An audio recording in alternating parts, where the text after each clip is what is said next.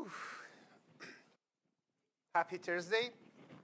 Welcome back to probability class and signal analysis. So we are in random process chapter. It's almost last part of this journey that we started. And it's a little complex, but I try to explain as simple as possible with hand-on applications and projects that makes that more tangible and understandable. So we started that last class, and we want to talk more about that today, more characteristic of random processes, and application of random process in other things, especially in like robotics, for example, in linear state models, because state models also, state space models actually, when you have a state that is changing, like position, velocity, whatever. This is also random process because it has a random noise adding with a function that makes it random process. So we're going to talk about that. We might get to explain a stationary. Some specific random processes have some specific properties, like a stationary is one of them. Later on, maybe next week, we're going to talk about Markovian or Markov models. That is another property that we can consider for some random processes. And in robotics, you can use them a lot. So that's what we want to talk today. So we are still in random process space. We have time. But the time was continuous. We want to see, can we make it discrete as well? Because even though the time is continuous, you can consider time slices or steps, like a step 1, a step 2, a step 3. It still is time, but a portion of the time or a part of the time. To make it discrete, we can talk about that as well, because in a real situation, even though the signal is actually continuous, is analog, but when you want to study that, you need to break that down to numbers. You need to digitize it. So digitization is very important for random processes, for continuous random processes. Because of a study, when you want to do something with that, it's so hard to work with a continuous form. You need to break that down. And in that case, that function becomes actually value vector of that function, or function value vector. So instead of having a function, we have a vector of values. These values are the discrete form of that signal or that continuous function. So in general, we want to see how these random processes, what these random processes represent in reality. Like one of the things that we talked last class was function. You can consider a function as a random process this function is a function of time.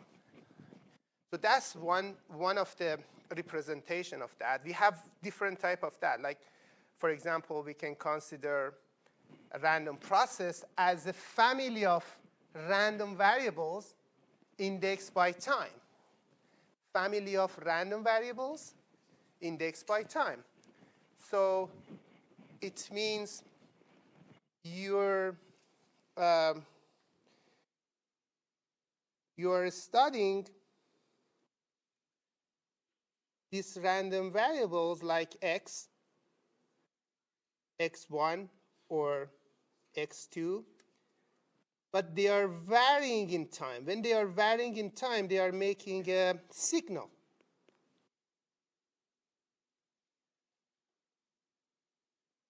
This is the magnitude. So this is another representation of random variable, like a family of random variables indexed by time. This is another like interpretation, another interpretation of random processes. The other one can be, so a family of random variables. This family also called ensemble. We also can consider that as a time-varying random signal. This is another representation. Time-varying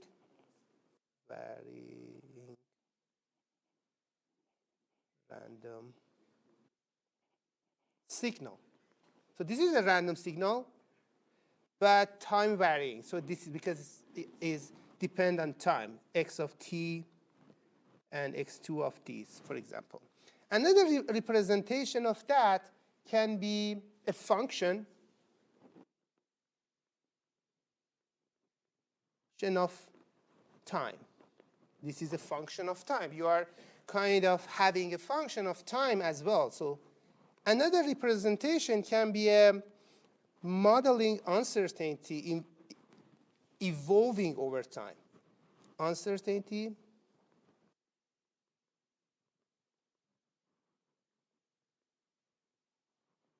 evolving over time. So any of these lines that I mentioned are actually representing a random process. So any of these makes some new applications for you.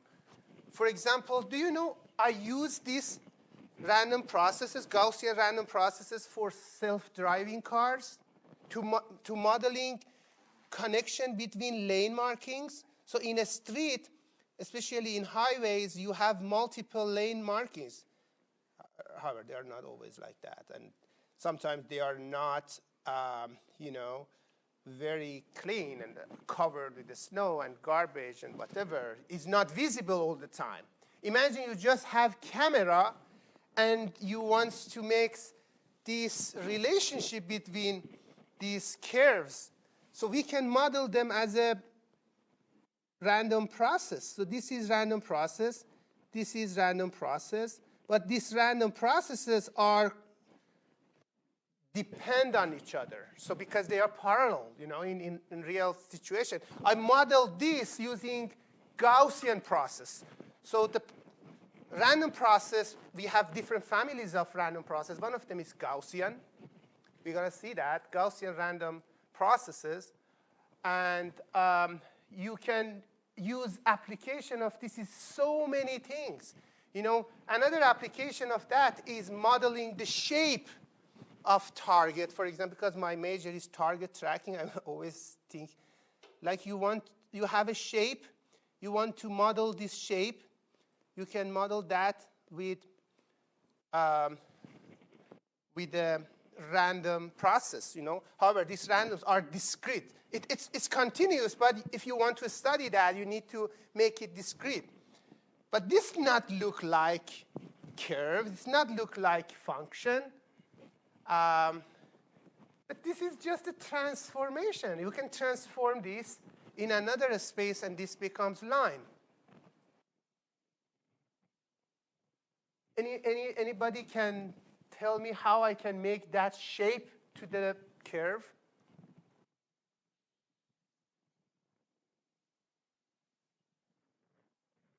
Any ideas? You just need to change variables. Do you remember when I talked about Cartesian space and polar space? So if you move from polar space to Cartesian space in this shape, this curve, this like connected thing, when you move to another space, this becomes a curve. But this curve is repeating because this shape is repeating where you are. So it's like frequencies. In frequency domain, you can study this as well. So you just need to transfer from, this is like a polar space. You have a centroid and angles and rows, the size. And when you write that to Cartesian space, move that. It's not actually Cartesian, but is like a transformation. When you transform that, you can write that as a rho and theta. In another space, it's going to be like a curve. And again, you can model it as a Gaussian. For example, if you consider that as a Gaussian, everything needs to be smooth. You can't model sharp angles, for example. And like, for example, if the picture is like this, you're going to lose information. When you model it, look at that. These two lines, you lost that sharp part because of modeling. So yeah, I just going to tell you, I just want to tell you how many applications you can find just with this mathematical part. And I think I talked about Brownian motion before, Robert Brown. I think I talked about that when I was talking about Brownian motion or Brownian series. And this is coming from that time, I think 1800, when they were, Robert Brown watched some pollens inside in top of the water, and he realized, oh, these pollens are moving very randomly and jumping around, and he couldn't explain it. Later on, Einstein could explain it. Why is this reason? And that makes this random process as a part of a stochastic probability, and that came to this. Lots of applications after that came up, like modeling the motion, model of and connection of random processes with the dynamic models that Newton create those connections. Again, they were just wanted to model motion of, for example, stars and planets. This is all coming from that time. And modeling that made this studying to become more strong and reach here that you see those applications in new things like robotics, in learning, in AI, in machine learning. Okay, let's clean this up. So yeah, we talked about this last class, and we saw that how this random process is varying over time. And for example, in this example, you can see we have 3 representation or 3 visualization of this random process. And this is just one family of random process. Probably it has a sine function. As you can see, it's going up and down and adding some white noise to that. The noise that doesn't have correlation is very, changing very randomly. And this is like a Gaussian shape. Gaussian shape, as you can see, is smooth. It's not going jump and up and down. Is moving very smooth. Sometimes it's called a smoothness factor, like a Gaussian factor is a smoothness factor called as well. So we had that last class. I just wanted to, recap what we were learning last time regarding to random processes. And about the basic characteristic, also we talked. When we talk about basic characteristics, we want to talk about covariance, about expected value, something new here, autocorrelation, covariance also here called autocovariance because it's related to one signal in different times. So it's called autocovariance and autocorrelation. And other properties that we're going to see soon.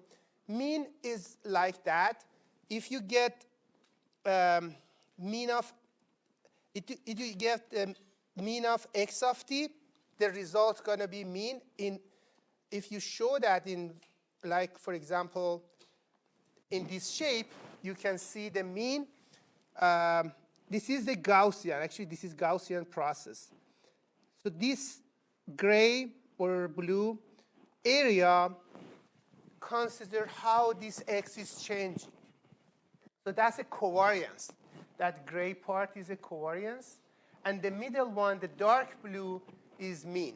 So mean means you are just averaging all of those functions. Like, for example, you have this much function here. Different function is just varying around, but they are not going further. They are just in this between, but randoms, many of them. When you average them together, you get that mean. So this is definition of mean. You are getting average of all possible x of t and average them together, and the result is that mean. This is for Gaussian. If it's, for example, other random variables, so that shape not going to be that smooth. It's going to be jumping and going down and up in different situations. So we're going to see a family of random processes next time. So this is for Gaussian, it's like that. But the gray part is very important. Gray part showing how far this function moving. So one of application of this can be for path planning. Path planning, when autonomous system wants to find their path to go to destination, need to find this covariance.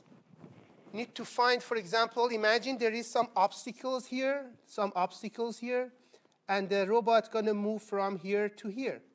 So these obstacles makes a field for for the robot or for autonomous system. Make a field. We call it distance field. We make a distance field.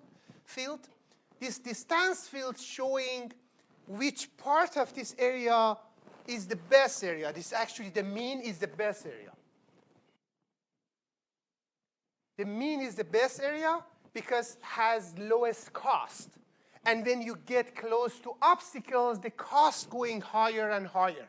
And as you can see, this gray area showing the varying part, how this robot can move around.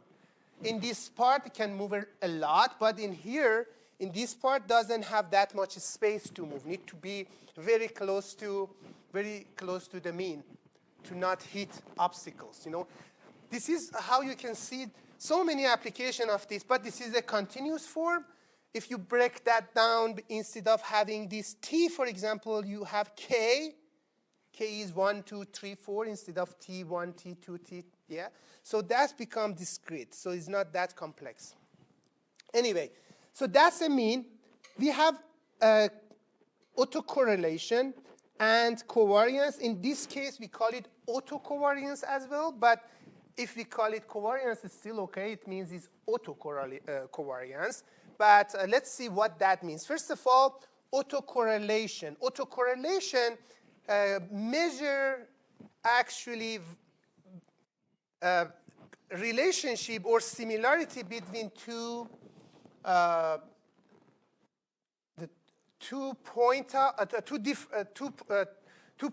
that x in different time, in two different time, that instance in different time. So it means how xt1 and xt2 changing together, how they are changing together, how xt1 and t2 changing together. So for example, as you can see here, this is t1, this is t2. How this is changing together? Are they changing smoothly? Are they changing too much? Are they changing linearly, like a line? how they are changing. So this change showing autocorrelation, how they are relate on each other, how they are varying together. And when they are closer together, this dependency is very high. When 2 points are very close together, so they are very close, they are related on each other, very depend on each other. So this is the diagram of showing this diagram, showing how this autocorrelation actually changing. Autocorrelation in 0, this lag is difference between T1 and T2, T2 minus T1. We call it lag. And we also show it with tau. Okay? Tau is a lag that is equal to T2 minus T1. So when this T2 minus T1 becomes 0, when these two time becomes so close, the dependency going very high, going even to infinity, because it's continuous form. It's going to infinity. So that's why the shape is like that. Shape is symmetric. Shape is also symmetric because this relationship, we multiply them together. So this becomes like a symmetric. When you go further and further, when xt and x1 get far from each other, dependency going lower. And it means we don't keep the memory of very past. When it's past a lot, we don't keep that memory. It means they are not related anymore. Maybe they were very related when we were close, like you are a friend with somebody, but he's going to another university. Maybe you are still keep talking every day, and that becomes every week, and then every month, and then later you forget about it. So that's relationship becomes 0 and 0. And when you are closer, this relationship is more. So that's showing auto correlation. What is auto coming from? Because it's about one function. It's just about one x of t, for example. How this x of t in different t's relate each other. This relationship has a function. This relationship, when you found this relation, there is a function between these two that we're going to see in different applications. What about covariance? Covariance is related to autocorrelation, but when we are removing the effect of mean, this is going to be covariance, because in covariance, we always eliminate mean from X to remove effect of mean. So if we remove the effect of mean, we're going to get covariance. There is a relationship between covariance and autocorrelation. If you actually do expand this product, if you expand this product and simplify that, and you're going to get, this is also, you can write that based on autocorrelation, r of x t1, t2, minus mu of t1, mu of t2. So it makes sense that the relationship between covariance and autocorrelation is like that. Covariance is autocorrelation minus effect of mean. Just need to eliminate effect of mean from actually autocorrelation, because autocorrelation kind of has mean inside itself. And with covariance, we are removing effect of mean.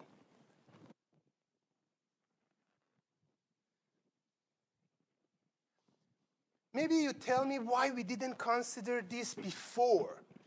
The reason, because before we didn't consider auto, for example, correlation, because we just had one variable. We didn't have a variable that varying in time, but here we have that. That's why we can have this autocorrelation that consider effect of mean as well. In autocorrelation, we are considering effect of mean. In covariance, we're removing that, because we don't want to mean change our values. We want to remove the mean, and we just consider covariance and varying, how these two variables varying together regardless of mean. So that's called covariance. Anyway, in random vector, so we had that from I and j. In random process, we can go t of I and t of j, or t of 1 and t of 2. OK, so this is also was something I just wanted to talk about that a little bit more to show what else I can add to this. OK, so autocorrelation showing how xt1 and x2 varying together directly, and covariance showing how x of t and x of 2 varying together around the mean. So we have a one around the mean here, and we don't have it in autocorrelation. That's a difference between these two that might be important. OK, so let's have example. So considering, this is one of the application. One of the important application of random processes is to having uncertainty, that this uncertainty is not constant, is evolving. We imagine we want to model measuring temperature. You want to design a system to measure temperature, and you want to have a model for that. The model is like that. X of t means the time in time t is equal to, for example, a constant value, like 20 degrees, plus a function that is like a noise function. And we know that. We know, for example, here we know that it's a Gaussian. So it means, and the mean is 0, and the variance is 1. It means it's 1 degree changing, almost 1 degree. I should make it maybe more, 5, for example, to be more realistic. But imagine this is the model. You modeled it. You, as an engineer, you modeled that. When I'm talking about the modeling, it means mathematically you can explain something. You want to mathematically explain that the time is 20 plus one varying thing, one random things. But that random things has some, covariance and has some mean. The mean is 0 given, and the relationship Gaussian. So that Gaussian is very good information. So we have this information. OK, this kind of noise that we call it W is also called process noise. Process noise. This is process noise. It's different than measurement noise. You had measurement noise too. When you are measuring something using sensors, you have some measurement noise.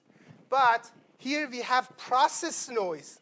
Anybody can tell me what is different between this noise and measurement noise or sensor noise? Or you can guess. So what is the reason? You need to look at the reason why noise happening, for example, in sensor, and why this noise happening in model. Because this is model. You modeled it.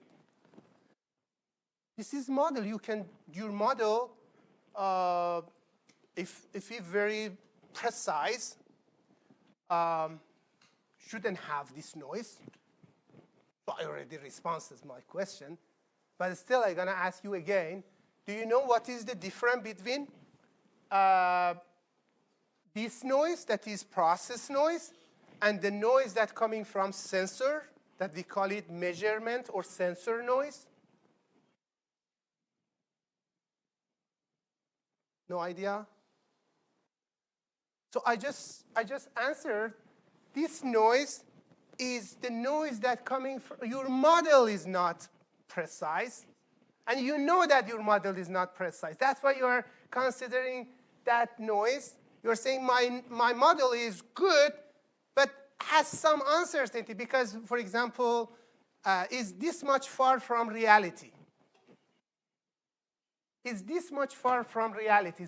So you are saying the temperature in this room is 20 degrees all the time, but it has some noise that I don't know why it's happening. I don't have explain for that. I modeled that. I measured this many times, and I say, okay, this is very close to 20 degrees, but sometimes a little less, sometimes a little more. But this might be because of opening doors, for example. Somebody come open the doors, or I don't know, maybe it's other stuff. There is some stuff not very good insulated or whatever. And in some times, those happening. So this is showing we have 20, but we have a little around 20. We are changing in sometimes more, in sometimes less. You know, you have something like that. And as you can explain, this is the Gaussian noise. The Gaussian noise means the noise is changing like this, is smooth. But they are all around 20. Okay, we want to model this. And we tested a couple of times with sample data. That's called sampling. We sampled time in different times, but time continuous, but I did discrete form in time t, in time 2, for example. It can be k, actually, but doesn't matter. And I consider different noises and different measurements. We got different measurements. But they are around 20. Sometimes varying is so much. Like, for example, in time t, it moved a lot, 1.2. And so this is showing that how I am varying around mean. The mean is 20, and I am changing around that. OK, so we have this information, and we tested a couple of times. What we want to find mean, we want to find autocorrelation, we want to find covariance. We want to find moments. That's called moments. Because moments showing information, enough information about, statistics. Statistics or moments coming from mean, from covariance, from a higher degree of moments that we're going to see them, some of them, or at least we can hear about them, like, for example, third order called skewness, fourth order called kurtosis, and like instead of having expected value of x squared, we can have a square expected value of x cubed, something like that. OK, so we're going to see that as well. So anyway, this information, we want to find those. First of all, let's go for mean. So how find mean? So we know mean is actually pass-through linear function, like expected value of ax plus b is equal to bx, for example, is equal to expected value of x plus y. I consider this one. B expected value of y. That's characteristic of expected value. Is very simple things like linearly you can put expected value. You can distribute expected value inside the function, summation or actually subtraction. And if there is a constant, you can take the constant out. So we knew that. OK, if we use that, we can find expected value of t. Expected value of 20 is 20, is not changing, and expected value of this noise that we call it process noise, given. This is given. As you can see, the mean is 0. The mean is 0, and the covariance is 1. Covariance of this process noise is also called Q. Q is 1. OK, this is given.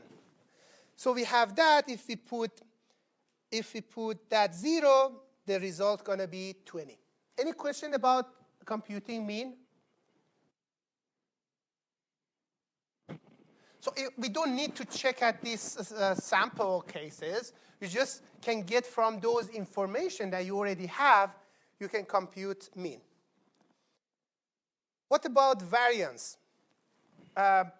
Variance is also, you can just distribute variance as well. So if you substitute that function, x of t 20 plus wt inside that, variance of any number is 0. So because the number is not varying, so it's 0.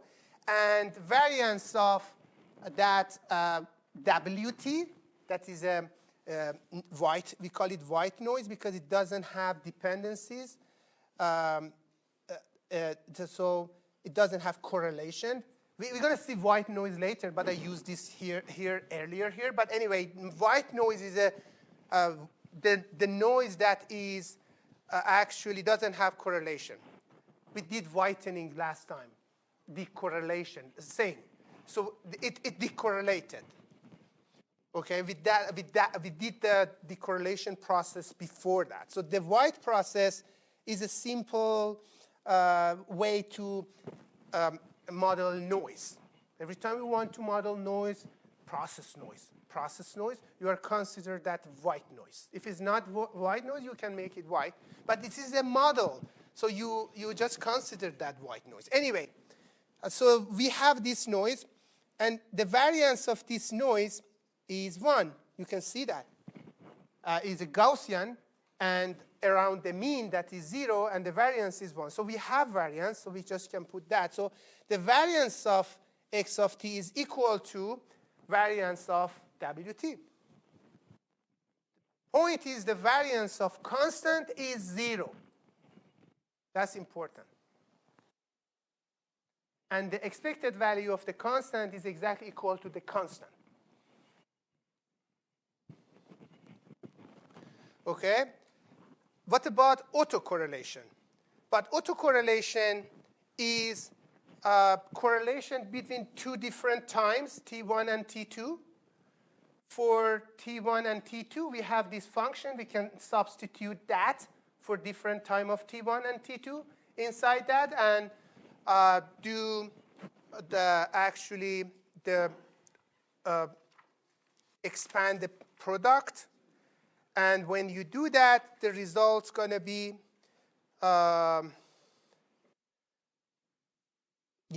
if we do that, because how are we going to get this? Yeah, if you put instead of xt1, 20 plus w t1,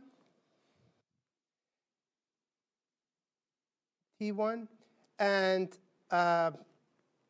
for xt2, put 20 plus wt2. When you multiply that together, expected value of wt, expected value of wt is 0. So we know that. Here, look at that. This is 0. So when you put that, that's going to cancel out, or you're going to get 0. The result's going to be this. The result going to be this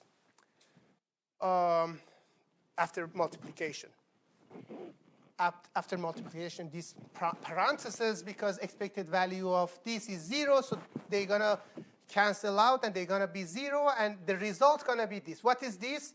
This is 20 by 20 is going to be 400. And what is this? This is actually covariance. Is that covariance? Yeah, it's covariance because it's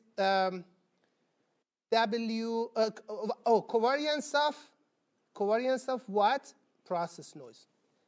That here is given and is 1. However, when t and t1 are equal is 1. When t1 and t2 are not equal, because this is a white noise. That's very important, because this is a white noise in two different times. there is no dependency. The dependency only exists when T1 and T2 are equal. And what is that dependency? Q. That is given, 1. So we need to consider two cases. One case, T1 and T2 are equal. In this case, this is 1. And if they are not equal, because they are independent, they are white noise, and between T1 and T2, dependency not exists, so this is 0, so the result going to be 400 plus 0, that is 400. Okay, so this is important. Like I'm going to emphasize in this if this is not equal and if this is equal. Any question about that? Okay, so we saw some example, practical example of random processes. We could study moments of that process, mean, variance. Autocorrelation is not part of it. Autocorrelation is not moment. The moments are mean and variance, two first moments. We have more moments as well that show more information. One of them showing the centroid, one of them showing varying around centroid, and the other one showing different characteristics, like a skewness or how this is not balanced, like if it's not symmetry, those degrees show that. Okay, we're going to see that. Let's do one eye clicker. I want to move to another topic, so let's ask you something to make you ready for that. Okay, I'm just going to active this. You just can read this, and I start this eye clicker class for you guys. So we have a linear, we have a model for temperature like last example, but here we have a little more complex. The complexity coming from this model that we did. The previous model was just 20 plus noise, but in here we have new measurements, new temperature is based on previous temperature plus noise. So this is the difference between this and last one. In here, we are saying the temperature now is dependent on previous temperature plus a little noise. This system called a state model.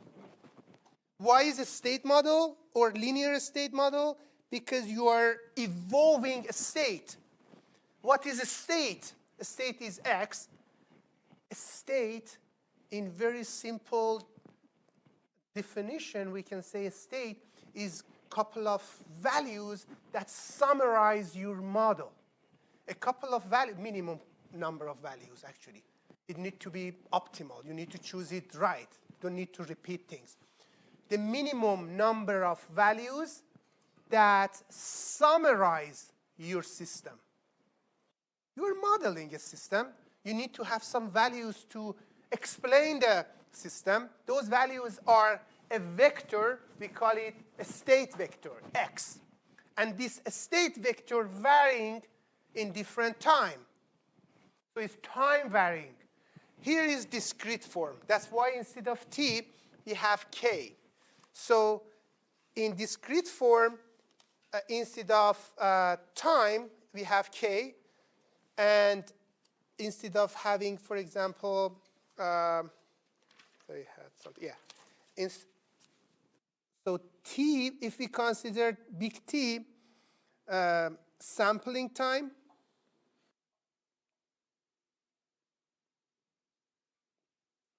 xk is equal to x t of k, and t of k is k multiply this sampling time. So based on this sampling time, you can define k. So the sampling time is between k and k plus time. K and k plus time, k plus 1. Those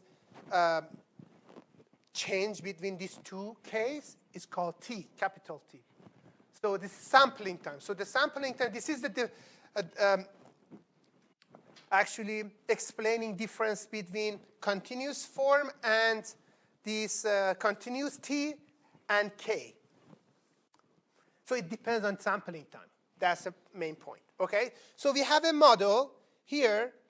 We set this, and we know some prior information about the process noise. We are saying there is a normal noise, normal distribution noise, that varying around 0 with variance of 1. So it means it's like before. 1 degree is changing. So every time we measure, this is changing with this Gaussian noise. One degree is changing. Okay? So I'm asking, and we know the first one. The first one is given. Anytime you have a state model like that, you need to have initial model. Initial, actually, a state. You need to have initial state. That's actually weak point of these models. Sometimes if you don't have initial states, you can make this evolution. This is the function that evolved. Look at that. This is evolved in time or on time. So it's changing based on that noise function. So this is an evolution function. And this evolution happening linearly. As you can see, is linear. Sometimes you can add one A, for example, a matrix here. And you can add other stuff to this, like input or whatever, or another random process to this. Anyway, this is what we use for modeling this system. This is another way to model something. You know, this is called a state model. We did a state model. A state model is very useful for you guys as an engineer. This is how you model a system. One of the ways using linear state model. Linear state models are very popular, very popular. And lots of studying regarding to that for estimation, for prediction, whatever. And what I ask you here, I'm asking you which statement is the correct statement about xk. Okay? Is xk is deterministic? Is xk random process that varying, that variance increasing? Is constant? Is independent across time? Which one is the correct answer? Let's see what you choose. Most of you guys selected B. That actually correct. That's completely correct.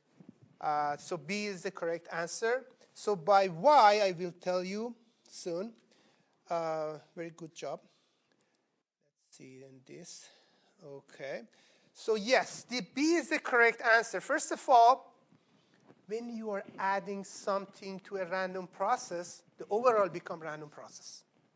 If you add something like X with a random process like WT, the overall function is still function of T because you add that function of T to this. So it's going to be another random process. So this is random process. When it's random process, it's not deterministic. Deterministic is against uncertainty. When you are saying this system is uncertain, it means it's not deterministic. Deterministic system means it's 100% true. There's no noise in that. There's no uncertainty. So it's not deterministic, of course, because we have WT or WK here. That is a white Gaussian process. Also has constant variance. So the variance is not constant. This variance is varying because it's a process. It's based on K is changing. It's not, this is white noise, but white noise, it means is moving like this. This is white noise. There is no dependency between them. Jumping up, jumping down, and there is no dependency between. Yeah, if we go very close, equal, the dependency exists, and that dependency is called Q. But here that Q is 1. What that shows how this is varying. This noise is like that. There is no dependency, but it's still, they are changing, they're varying in a simple gap, simple space. That simple space is Q. Okay, that Q is coming from that. This is Q. Let's show you. This lots of information in these things. I hope you get that. This is Q. And here is 1. Okay. So it's not constant, so that's wrong too. So this is not right, this is not right. What about X is independent across time? No, X is dependent time. This is X is dependent on time. It's not independent. Why is it dependent? Because WK. Time here is K. It's not T. But this is true. Why? Because this is a random process, as I mentioned. And this part is the important part. Variance increasing over time. Why? Variance increasing over time. If I draw that, if I draw this, like for example, this is the motion like that, but variance is like this. It's increasing.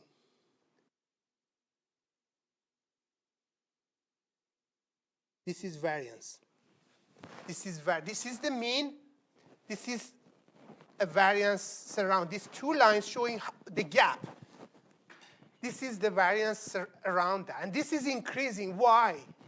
Why is increasing every time? Why? Because we're adding a noise with another noise, like a cumulative noise. We are adding WK, for example, K is 1. W1 with W2, W3. There are noise adding together and just become accumulative. They are adding together, and it's increasing. But that's not good. This model is bad. You are adding noise. That's not good. We can fix that. We can see how we can fix that, too. We saw in some applications, when we did prediction, we can use that. We can use those information later. But the reason that I mentioned that, I wanted to tell you how we can move from a simple model to a state model. So we're going to see how this works in more, with more details and depth. So let's see relationship between random process and linear state model. Linear state model is that when you are evolving a state linearly, that's it. When you evolve a state linearly, that model called linear state model. As you can see, we have a matrix A. This matrix A is called sometimes transition matrix, sometimes dynamic matrix. X is a state, is a random vector, and W is just noise, process noise, that is random. And that WK brings randomness to the system. This is important, that WK. But most of the time, to make the system simple, we consider that Gaussian and white noise. White noise means no correlation. Okay, so this is linear state. Let's see how these two can connect together. The connection coming from here. If you do this linear state, just put some number in that, you're going to generate some sequence. And this sequence, if you put, for example, start from 0, x0, you can find x1, and then x2, and then x3. And these values are a sequence of random variables that changing in time. Look at that. You are going in time. So this becomes a random process, because this is definition of random process. A set of random random variables changing in time. And you can find mean and covariance. But the important part is this linear relationship, we already know about linear transformation from last week. We know when we do linear transformation, the expected value multiplied by A and covariance multiplied by A squared. That in matrix form become quadratic form. This is quadratic form. And this Q is variance of W. Variance of W, T, is Q. That I mentioned what that means. Any question about this? This is important, showing how this uncertainty changing is a quadratic form compared to this coefficient A that is system dynamic. Why this is system dynamic? Any idea? Do you know in dynamic we had next state like xk is equal to, actually xk plus 1 is equal to xk plus delta t v of the velocity in k, for example. This is a dynamic. If we have a constant velocity model, if we have, for example, acceleration or jerk, this is going to add higher degrees, but it's the simplest way to model dynamic, mean motion. You can use this dynamic system. You can say, okay, x is previous x plus velocity, product of velocity and time. So if you make that formula, that's the Newton formula. Okay, so based on that, you can find, okay, what about we make that as a matrix? If we have different dimensions, we're going to have, for example, the state is, let's consider a state. A state x k is x is k, y k, v of x k, v of y k. Like x and y and velocity. This is a state. With this state, you can summarize the motion of the autonomous car, for example. No, it's not. But I'm just, this is example. Okay? And what is A in this case? Because we have velocity, you need to make that formula for each of these. So the system dynamic is like that. Normally is 1, 0, delta t, 0, 1, 0, delta t, 0, 0, 1, 0, and 0, 0, 0, 1. So this delta t, when you multiply A by this xt, you're going to create those. Those formula coming from that. This is the simple system dynamic. You probably know that from other courses. Or not, you're going to see that soon in other courses. Okay, so that was just example. Let's do another example. Any question about this?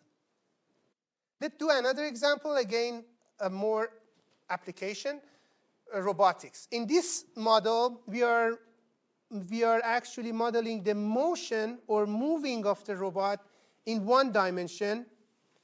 And we are considering, instead of having A, for example, here, we consider one input here. So we are considering xk and two random actually two random processes. We have two random processes. One random process is uk that, for example, here we make it very simple. We say, okay, in each step, we are considering that robot moving 1 meter is 1. And wk is a process noise that is a normal distribution around the mean that is 0 with variance of 0.25 meter, for example. And we have initial state as well. Initial state is the 0. And we want to study to find a couple of points later.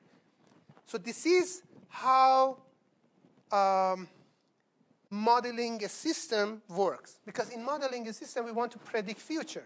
And this is for modeling the future. That function give you future. If you know where you are now, x0, you can predict future. But is that future prediction precise? Maybe not. Why? Because it's adding noise. As you can see, we are adding noise every time. Let's do a couple of steps. First step, initial step. Initial step is 0, and the variance is 0.5 is given. The second step, the new mean is a previous mean plus actually 2 mu 0. Mu 0 with this u input, if we consider the function as a u, that is 1 meter. So the new mu going to be 1. The covariance is going to change as well based on previous covariance and new q, this new noise. As you can see, this covariance changing anytime it gets bigger and bigger. If you draw it, it's going to make a motion. It's going to make a whole distribution like that. The mean is the blue one. Those colors are the noise that you are seeing that. And as you can see, this is varying and become wider and wider and wider. It is uncertainty increasing. Is this model precise? Probably not.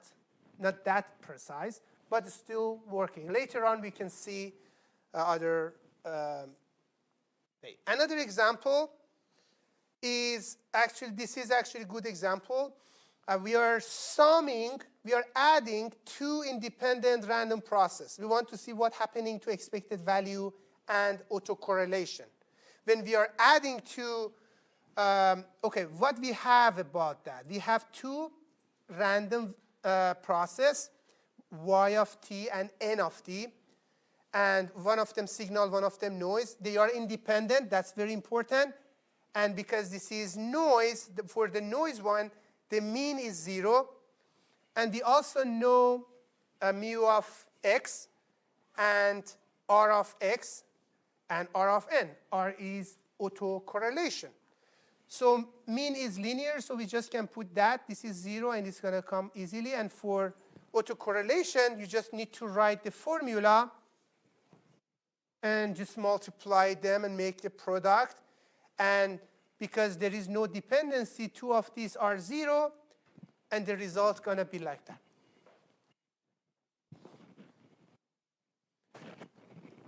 OK, any question? OK, I'm not going to talk about the stationary. We're going to cover that next week. OK, thank you so much. Have a good weekend or day. You still have tomorrow.